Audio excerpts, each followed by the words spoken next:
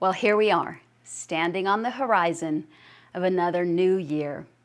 And I'm wondering how many of us are feeling like we could sure use a little breathing room about now, right? A little break from all that has happened over the past couple of years. COVID, political chaos, destruction, pain and sorrow and loss and grief and all of that has been exhausting, but also needing a little bit of breathing room from the uncertainty ahead, right? There is a new year that is coming. Will it be better than this last one? Or will it be worse?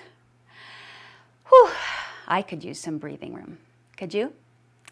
I was processing that with the Lord this morning, and He took me to another room, the upper room, where the disciples had gathered after Jesus was crucified. They gathered there in terror, locking themselves into that room, knowing that the Jews would be hunting them next, and feeling the crush of disappointment and despair and grief. Jesus was their Messiah, they thought. They had put all of their hopes and dreams into Him, and He died. Now what? I can only imagine how suffocating that upper room must have been for those disciples who were looking behind them and terrorized by what just happened, and looking ahead of them with complete uncertainty. What's going to happen next? Suffocating in that room. And then the Lord gave them some breathing room. We find all of this in John chapter 20, verses 21 and 22. Don't miss that. John 20, 21, and 22. So Jesus said to them, "Peace be with you. As the Father has sent me, I also send you." And when He had said this, He breathed on them and said to them, "Receive the Holy Spirit." Jesus shows up in His resurrected bodily form in that room and says, "Peace be with you, shalom." Now that was a normal greeting for the day, but Jesus was using it in anything but a normal way. He showed up in this room of suffocating despair and hopelessness, and He says, "Peace be with you, shalom."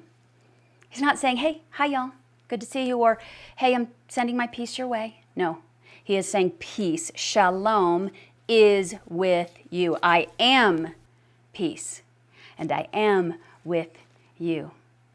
You know, so many of us would love to see Jesus just swoop into the room and rescue those disciples out of their circumstances, right? And rescue us out of our circumstances. But most of the time, no. What He does is what He did for the disciples. He entered into their circumstances with them and then said, "I'm peace, and I'm here." And He said, "Just as the Father has sent me, I send you." He was telling them that there was more to do and that they didn't need to worry about the uncertainty. They just needed to know that He was there with them, and the call that had been placed on their life was from Him, God Himself. And then what did He do? He breathed on them and said, "Receive the Holy Spirit." He gave them spiritual oxygen to move forward into that uncertainty with courage and strength in the Lord. How? Because He gave them the Holy Spirit, God Himself, taking up residence within them, within us, as close as our next breath.